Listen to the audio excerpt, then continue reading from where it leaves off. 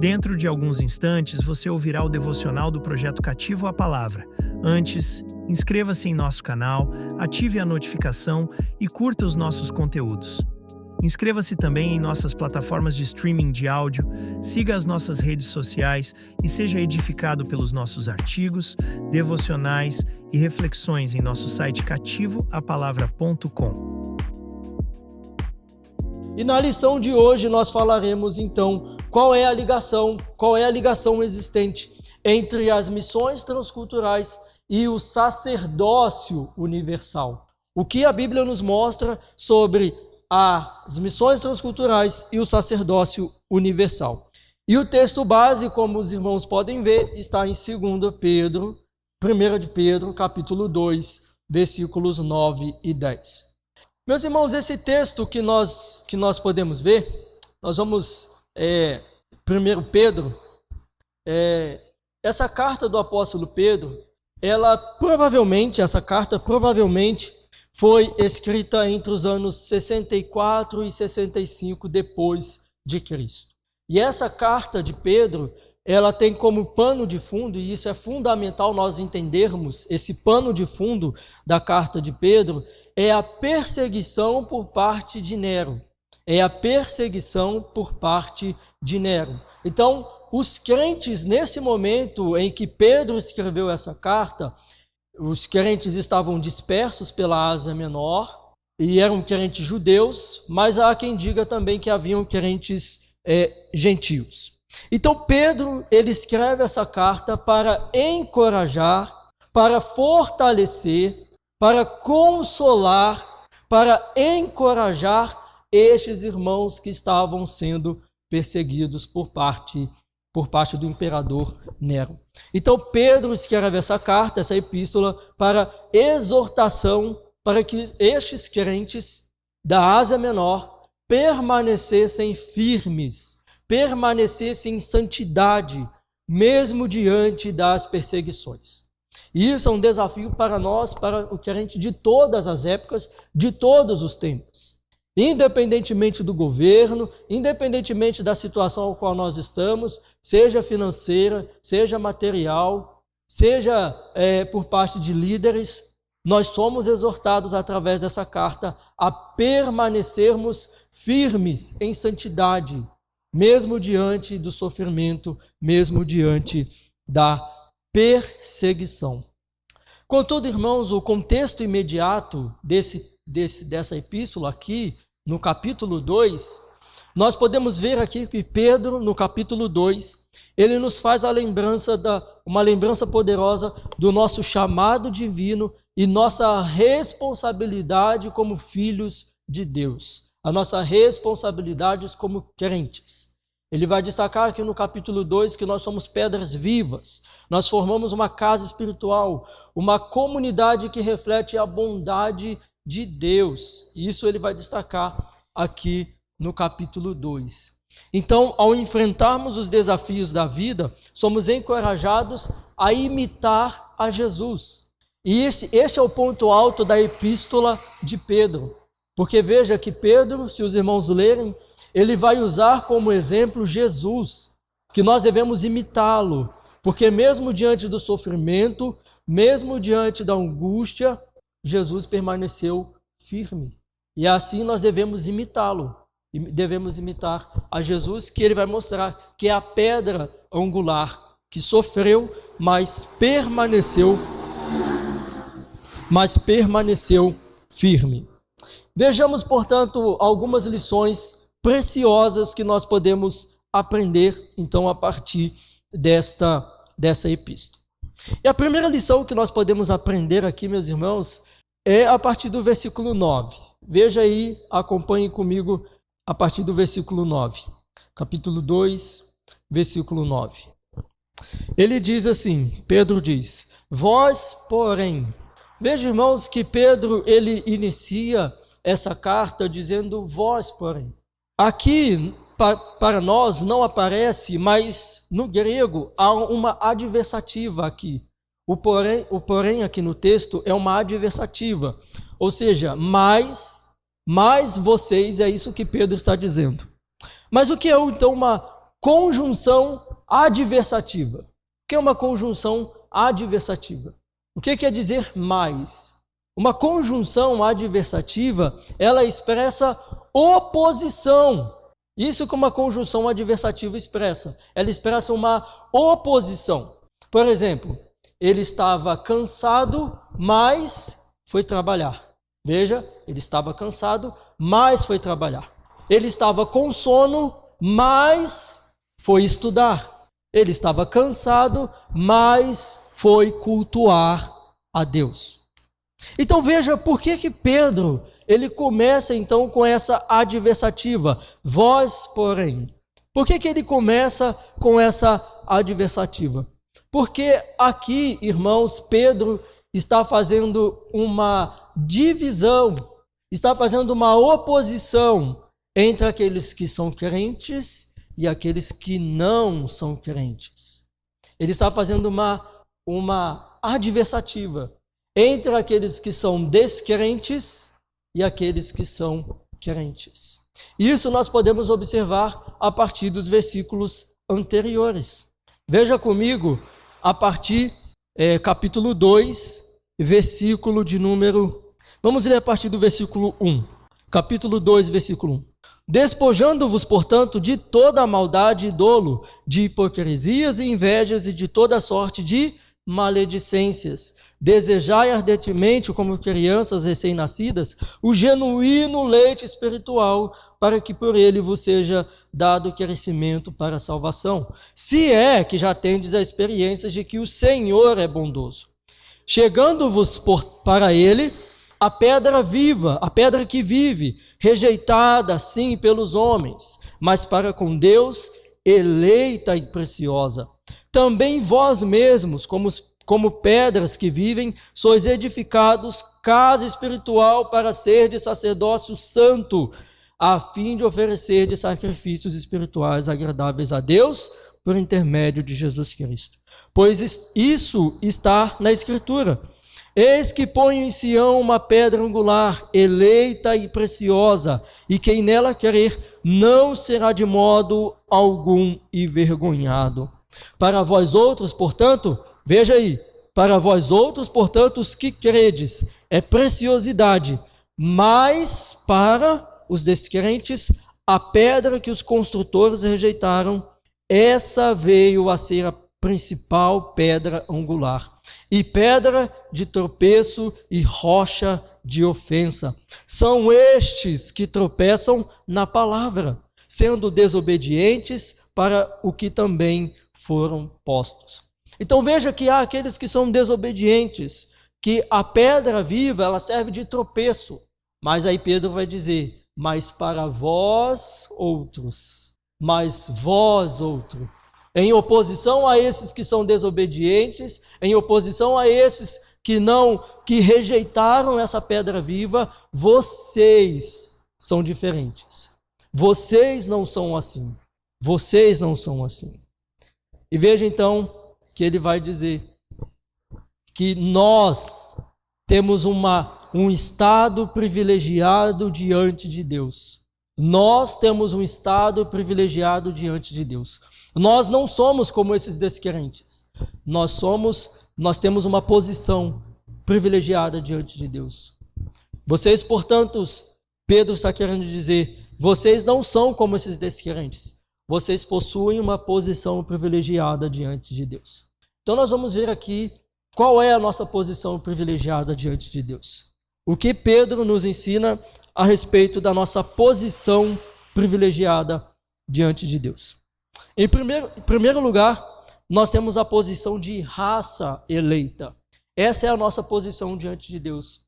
Ele continua dizendo a partir do versículo 9. Sois raça eleita.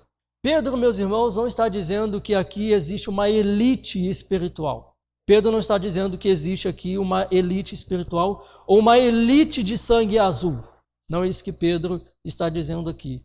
Quando Pedro ele fala, vós sois uma raça, Pedro está dizendo que nós somos família, nós somos uma nação real, nós somos uma família real diante de Deus. Ou seja, Pedro está dizendo que é Deus quem reúne, de todos os lugares um povo para ser seu. Não é que existe uma elite espiritual. Deus reúne de todos os lugares um povo. Deus reúne de todos os lugares pessoas que Ele mesmo elegeu para serem participantes do seu reino. Veja lá, 1 Coríntios, capítulo 1, versículos 26 ao 29. Quem achar, por favor, faça a leitura desse texto. 1 Coríntios, capítulo 1, versículos 26 ao 29.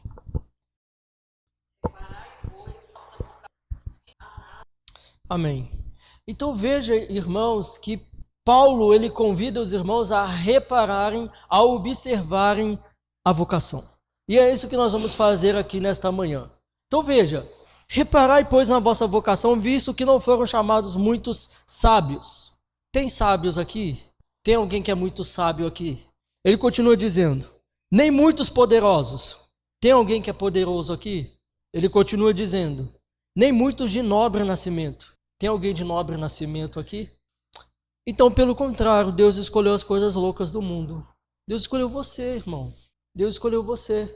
Deus escolheu a mim, que não sou muito sábio, não sou poderoso e nem tenho nobre nascimento. Foram estes que Deus chamou, foram estes que Deus escolheu, para confundir aqueles que são. Então veja que Deus, Ele escolheu para si uma raça eleita, um povo para ser seu.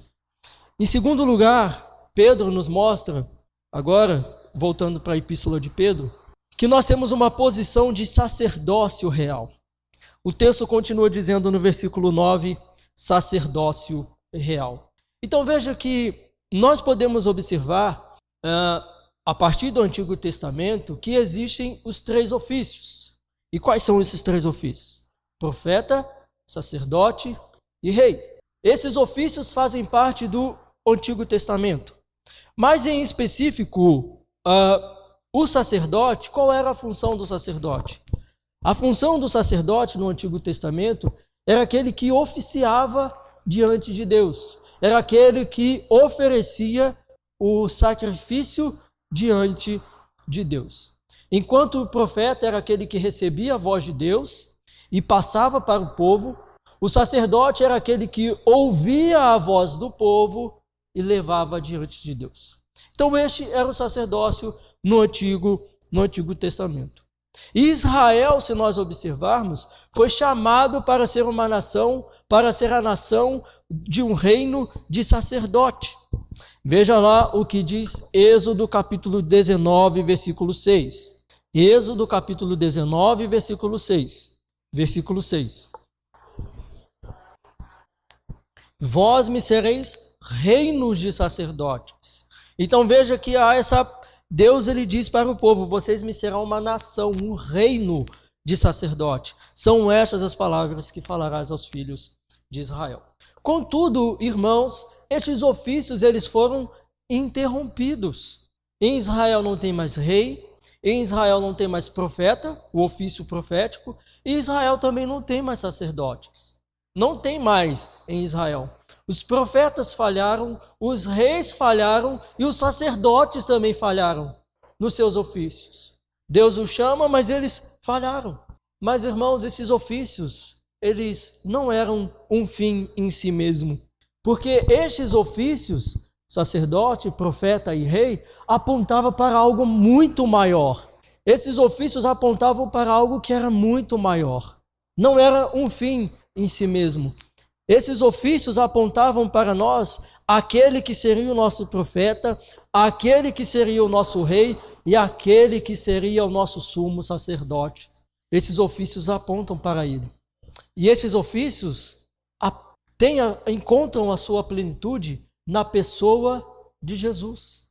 Estes ofícios encontram a sua plenitude na pessoa de Jesus. Jesus é aquele que remiu completamente o ofício profético, o ofício real e o ofício sacerdotal.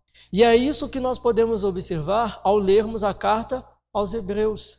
Jesus é superior aos anjos, Jesus é superior aos profetas, é isso que nós podemos observar. O sacerdócio levítico, então, como nós acabamos de ler, ele encontrou o seu fim, mas o sacerdócio de Jesus é eterno. Vamos ler Hebreus capítulo 7? Hebreus capítulo 7, versículos 26 ao 28. Por favor. Veja que o ofício sacerdotal encontra a sua plenitude em Jesus, que foi sem mácula, sem mancha, sem pecado, e ele oferece intercessões a Deus no Santo dos Santos para sempre. Então, esses ofícios, eles não eram um fim em si mesmo, mas eles encontraram a sua plenitude em Jesus. Mas o que isso tem a ver com nós sermos sacerdócio real de Deus? Qual é essa ligação do nosso sacerdócio real? Você sabe o que pode comprar com apenas R$2? Talvez um chiclete, um doce, uma maçã ou até mesmo 2 cenouras. Parece pouco, não é mesmo? Mas a verdade é que esse valor pode ter um impacto imenso, especialmente quando direcionado para uma causa nobre. Imagine só, com apenas R$2 você pode fazer a diferença na vida de tantas pessoas ao redor do mundo. Nós, do projeto Cativo à Palavra, um projeto missionário teológico, acreditamos no poder da divulgação da Palavra de Deus na internet. Através de artigos inspiradores, devocionais edificantes, reflexões profundas, podcasts esclarecedores e uma web rádio repleta de mensagens transformadoras, buscamos levar esperança, amor e fé para aqueles que precisam. E é aqui que entra o seu papel nessa jornada. Com uma doação mensal de apenas R$2, você estará contribuindo para que continuemos com esse importante trabalho de compartilhar a mensagem das boas novas com o mundo. Seja parte dessa missão. Tenha certeza de que cada centavo doado será revertido para a manutenção diária do projeto Cativo à Palavra, garantindo que continuemos alcançando corações e transformando vidas através da Palavra de Deus. Não subestime o poder da sua contribuição, por menor que pareça. Juntos, podemos fazer grandes coisas. Junte-se a nós hoje mesmo e faça parte desse projeto missionário teológico. Doar R$2 pode parecer pouco, mas o impacto que isso pode causar é imensurável. Para saber mais, clique no link que está na descrição ou acesse agora mesmo www.cativoapalavra.com/doacão. Então veja que Pedro, ele nos mostra que agora nós estamos a serviço de Deus. Esse era o ofício do profeta, do sacerdote, perdão. Mas agora nós prestamos esse serviço a Deus. Por meio de Jesus, nós temos a posição de sacerdotes reais. Por meio de Jesus, pessoas de todos os lugares podem oferecer santos serviços a Deus na sua presença. Mas aqui mesmo em Hebreus capítulo 10, veja o que a palavra de Deus nos diz. Hebreus capítulo 10, a partir do versículo 19. Hebreus capítulo 10, versículos 19 ao 25. Pelo novo e vivo caminho que ele nos consagrou pelo véu, isto é, pela sua carne, e tendo grande sacerdote sobre a casa de Deus, aproximemo-nos. Nós podemos nos aproximar agora diante de Deus, com sincero coração, em plena certeza de fé, tendo o coração purificado de má consciência e lavado o corpo com água pura. Guardemos firme a confissão da esperança, sem vacilar, pois quem fez a promessa é fiel. Consideremo-nos também uns aos outros, para nos estimularmos ao amor e às boas obras. Não deixemos de congregar-nos, como é costume de alguns. Antes, façamos admoestações, e tanto mais quanto vedes que o dia se aproxima. Veja, irmãos, que agora nós podemos nos aproximar diante de Deus. Nós podemos nos aproximar com intrepidez diante do Santo dos Santos. Somente o sumo sacerdote poderia se aproximar, e com muita cautela. Os sumos sacerdotes, ao entrar no Santo dos Santos, eles tinham que amarrar uma corda à cintura, porque se houvesse algum pecado e ele fosse fulminado lá no Santo dos Santos, haveria a possibilidade de puxá-lo. E o sumo sacerdote, ele tinha que se consagrar. E ao oferecer sacrifício pelos pecados do povo, ele tinha que oferecer sacrifício pelos seus pecados. Mas agora, Por meio de Jesus, o véu foi rasgado. Nós podemos entrar com intrepidez no Santo dos Santos. Nós podemos estar diante de Deus. Nós temos esse privilégio. Mas veja que o autor destaca que alguns não querem. Não deixem de congregar. Alguns não querem participar desse grande privilégio que nós temos de estar na presença de Deus e deixam de congregar e deixam de participar desse grande momento que é estarmos diante da presença de Deus. Adão tinha um momento em que ele ia diante da presença de Deus. Tinha um momento em que Deus separava, em que Deus ia ter intimidade com Adão. E agora veja que Deus, em toda a terra, agora não mais no jardim do Éden, mas em toda a terra, Deus reúne o povo para si, para estar diante dele. Nós temos esse privilégio e nós não queremos. Nós deixamos de congregar. Então veja que agora Pedro, ele nos mostra que nós temos essa posição. Nós temos a posição de sacerdócio real. Nós podemos oferecer ofícios e serviços a Deus. Mas em terceiro lugar, nós temos a posição de nação santa. Veja aí o que o texto continua dizendo na 1 Pedro capítulo 2, versículo 9. Que nós somos nação santa. De acordo com Pedro, nós somos um povo, mas nós somos um povo estrangeiro que o Senhor separou do mundo para ser santo. Nós somos um povo de todos os lugares que Deus separou para ser santo. E é isso que nós podemos ver na oração sacerdotal de Jesus, em João capítulo 17, que Jesus, na sua oração sacerdotal, ele roga a Deus, ele intercede ao Pai, para que Deus não os tire, não tirasse os discípulos do mundo, mas que ele os guardasse do mal. E ele vai continuar dizendo na sua intercessão que ele ora não pelos discípulos, mas para aqueles que vierem a crer também. Veja que Jesus já orou por você, ele já orou por nós, para que nós fôssemos um povo santo, para que nós fôssemos um povo guardados da contaminação deste mundo. Devemos então, portanto, irmãos, com o auxílio do Espírito Santo, ser um povo que vive em santidade de vida. Como nação santa, devemos nos separar do mundo. Devemos ser separados, diferentes do mundo e diferentes das suas práticas pecaminosas. Mas hoje, infelizmente, a igreja ela quer se parecer cada vez mais com o mundo. A igreja ela tem o mesmo linguajar, usa as mesmas roupas, frequenta os mesmos lugares que o mundo. Mas Deus nos chama para ser um povo santo, nos chama para ser uma nação santa. Em quarto lugar, nós temos o privilégio de sermos uma propriedade exclusiva de Deus. Nós temos o privilégio de sermos uma propriedade exclusiva de Deus. Veja o que o texto continua dizendo a partir do versículo, ainda no versículo 9. Pedro ele diz, povo de propriedade exclusiva de Deus. Então veja que Pedro, irmãos, ele está dizendo que nós fomos adquiridos por Deus. Pedro está dizendo que nós não somos um povo que temos um fim em si mesmo. Nós não temos um fim em nós mesmos. Pelo contrário, nós somos adquiridos por Deus para sermos um povo de Deus. Nós somos povo de propriedade exclusiva de Deus. A título de exemplo, pense, por exemplo, em uma empresa que tem o seu CNPJ e quando ela compra os seus equipamentos, quando ela compra os seus recursos, esses recursos que a empresa compra, que ela adquire, seja um banco, seja um computador, seja uma ferramenta qualquer. Essa ferramenta é de uso exclusivo da empresa. Esse equipamento foi adquirido para ser usado pela empresa. Ela não pode ser utilizada fora da empresa. O funcionário não pode simplesmente pegar esse equipamento e usar para uso pessoal. Esse equipamento é de uso exclusivo daquela empresa. E é isso que Pedro está falando. Nós somos adquiridos para sermos de Deus. Nós somos exclusivamente de Deus.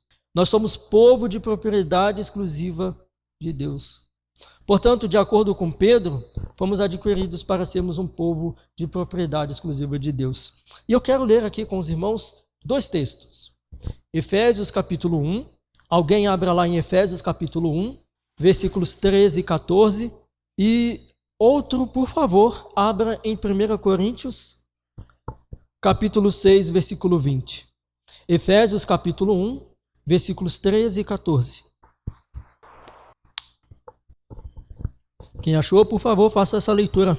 Efésios, capítulo 1, versículos 13 e 14. Então veja que nós somos selados com o Espírito Santo como propriedade de Deus. Você foi selado pelo Espírito Santo como propriedade exclusiva de Deus. E essa é a garantia, o selo do Espírito Santo. Uma carta só tinha sua validade se estivesse com selo real. Se uma carta não tivesse selo, não valeria aquela carta. E agora nós somos selados pelo Espírito Santo. E essa é a garantia do nosso resgate, da propriedade de Deus. 1 Coríntios, capítulo 6, versículo 20.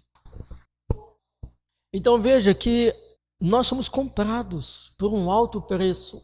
A nossa salvação foi de graça, mas custou o sangue de Jesus.